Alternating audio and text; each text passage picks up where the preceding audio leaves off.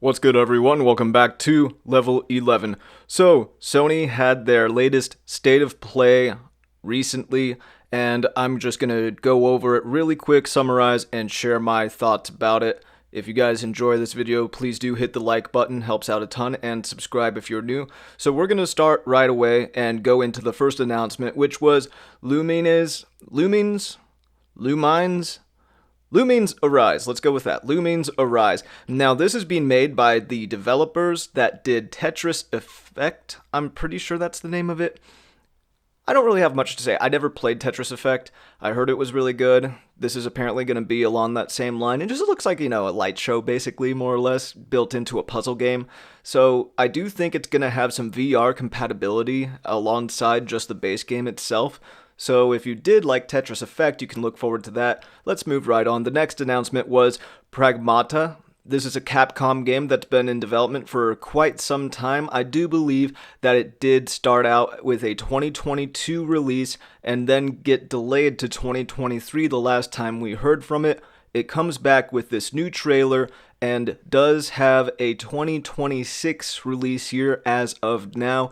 This does look kind of interesting. Capcom, trying something new. It's a new IP.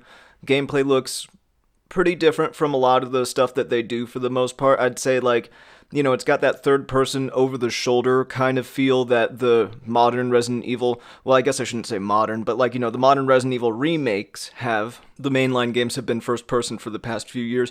But, I do think that Pragmata has some promise. It does look pretty decent.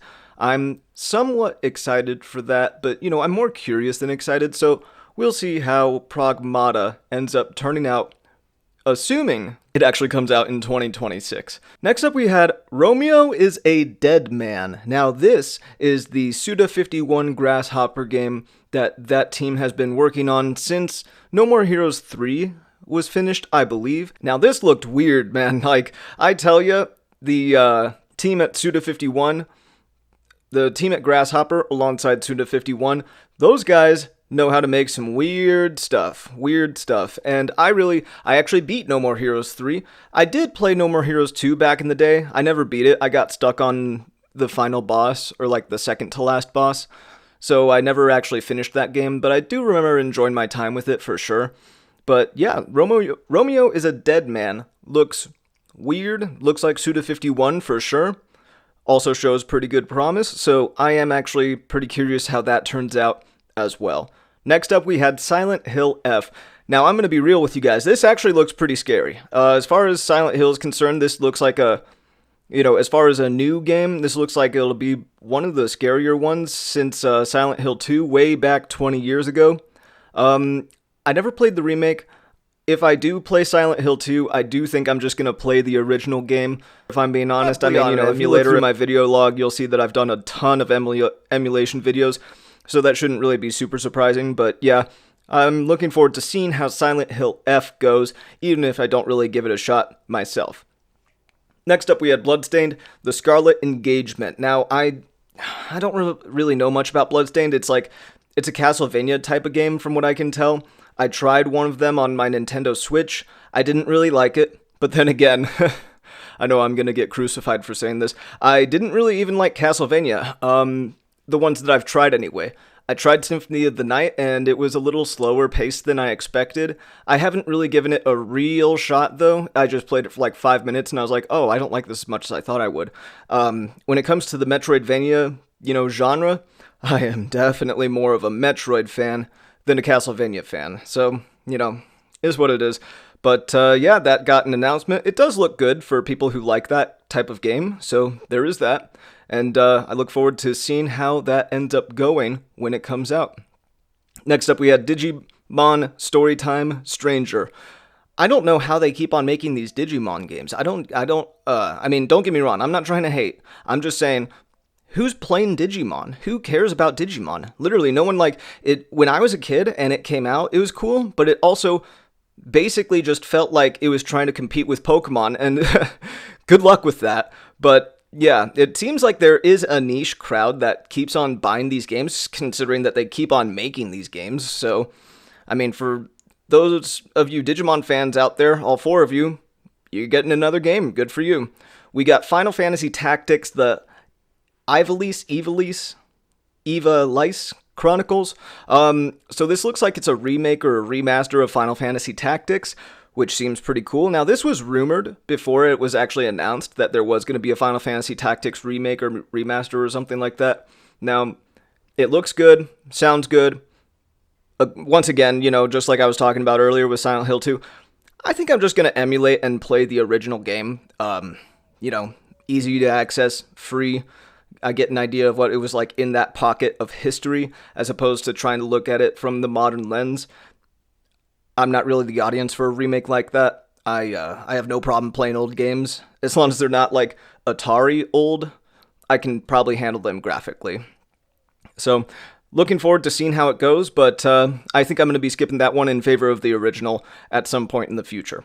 Next up, we had a small snippet dedicated to Baby Steps. Now, this is the guy, Bennett Foddy. He also made Getting Over It, and he also made the old Flash game QWOP, and he's kind of built a career on making games with very frustrating mechanics that are a little bit more, I guess I should say too realistic for their own good.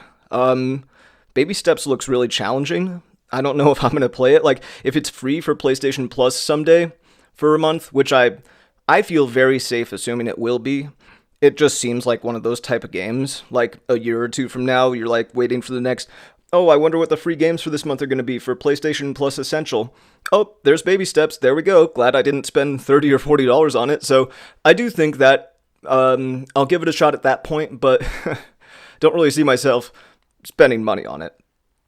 Now, next up, they did have a VR game for PlayStation VR 2, Thief VR Legacy of Shadow. I've never played any of the Thief games. I don't think I'm going to start with this one. I don't know, is this the Thief series, the IP? Not really my thing. I mean, maybe I would like it if I gave it a shot, but I would probably try Dishonored before I tried Thief. And, I've tried Dishonored before, and I only got so far before I decided I didn't really like it. So, I don't know, I just don't see myself really getting into the Thief series. But, if you do like Thief, let me know. And let me know why, I guess. And, I sound like a dick when I say that. I don't mean that like that. But, let me know what you think of Thief. Let me know what you think of this new VR game, Legacy of Shadow. Next up, we had Tides of Tomorrow, which looks like it looks like a multiplayer story-driven game where your decisions can be influenced by the choices that other people made in their stories. I'm not sure how that works, to be honest. It doesn't look, if I'm being entirely honest, it doesn't look like the type of game that's going to succeed. I could see that one falling flat on its face financially, critically. Well, maybe not critically. Metacritic likes to, give 70s and to games that deserve higher and give 90s to games that deserve lower. So, maybe it will do good critically, but will it actually get an audience? I kind of doubt it. But it's an interesting concept, I'll give them that, but, it kind of seems like it's infected by that DEI level, or rather character design, I should say, in that color palette, If you know what I'm talking about, you know what I'm talking about. But, interested to see how that ends up turning out when it comes out in February next year. At least I think it's February next year. Next up, we had an Astrobot free update announced, where we were going to get some more free levels. I love it. I love Astrobot. I love that we keep on getting content for the game. Probably going to live stream a playthrough of that free update at some point in the future, so look forward to that when that comes out within the coming month or so. Next up, we had Sea of Remnants. Looks like a pirate game of some kind. Kind of interesting art direction, more or less, but, I'm not, I don't know, I just kind of think the, pirate video game concept has never really lived up to its true potential for me personally, so I don't think I'm going to be giving it a shot. If you do, let me know how you like it, and we'll see how that one goes as well. Next up, we had Sword of the Sea. This looks like it's being made by at least a fraction of the team that worked on Journey, originally from that game company, when it initially came out on PlayStation 3. Now, I'm pretty sure this also has people that worked on The Pathless and Abzu as well.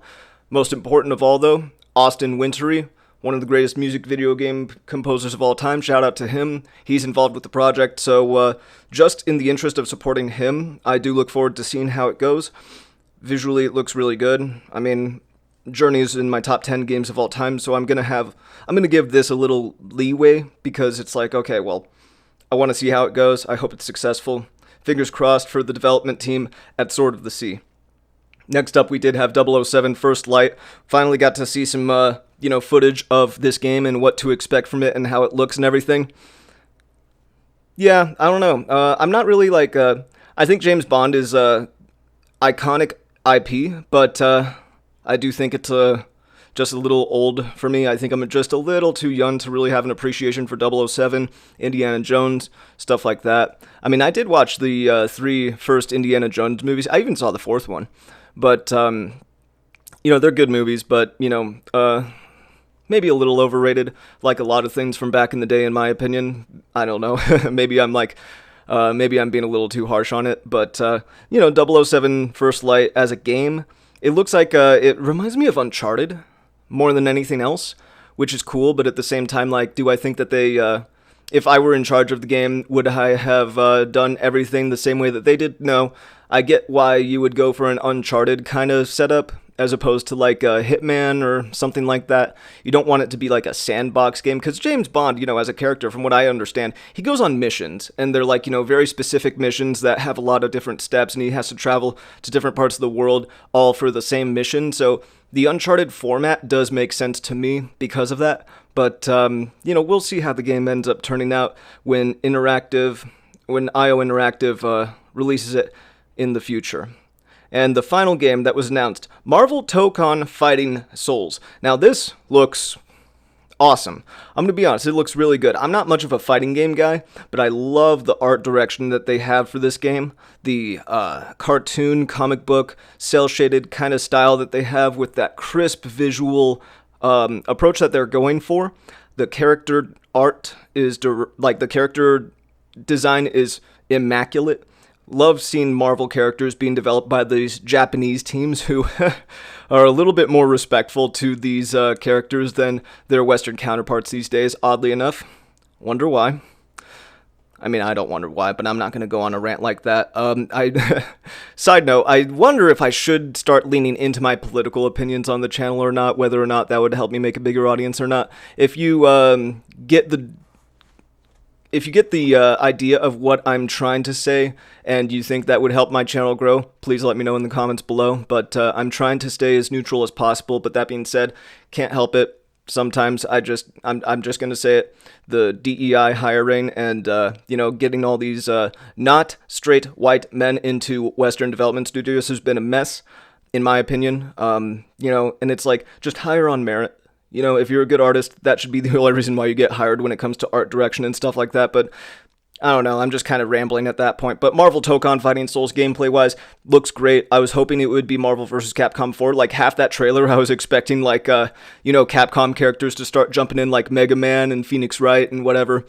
But it never happened, but that's okay. Game still looks awesome. So I am quite interested in seeing how that turns out when that comes out in, I think, 2026. Now, to kind of just go over a recap of the things that really stood out to me, those would be Pragmata, Romeo is a Dead Man, Silent Hill F, Final Fantasy Tactics, Astrobot Free Update, Sword of the Sea, and Marvel Tokon Fighting Souls. Those were kind of the big highlights here for me.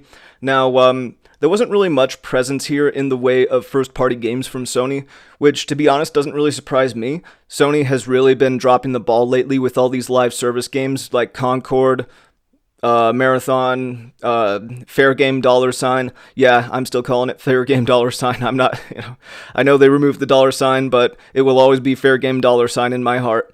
All these live service games that have just been failing. The only live service game they haven't failed with is Helldivers 2, which I still play because it's fun. It's fun. But yeah, Sony's just really been lacking in the game department lately. So I'm not super surprised to see that this was a very third-party heavy Sony state of play. Now, obviously, elephant in the room, Bloodborne. There's no Bloodborne here. There's no Bloodborne anywhere. They just don't want Bloodborne for some reason. And you know what? They're probably not going to have Bloodborne until PlayStation 6. But at that point, it's like, you know what, dude? I'm going to emulate the game. You had a chance. You had 10 years to get that remaster out, or even a 60 frames per second patch out. Nah, they don't want my money, I guess. So that's cool. That being said, really, just a side note, I really love how Nintendo decided, yeah, we'll get us From Software exclusive this time around. Sony doesn't seem interested in doing it, but we'll do that. Anyway, that was the Sony State of Play. I do plan on doing a review of the Summer Game Fest show. That'll be going up later this day as well. I am not going to be doing it live because I want to be able to fast forward through all the fluff. So look forward to my thoughts on that at some point in the not so distant future. That being said, this has been my recap of the Sony State of Play. Let me know what you guys thought of it down below, and what games you're excited for that stood out to you from the show. Thank you guys for watching, and we'll see you next time. Until then, keep leveling up, everyone, and take care.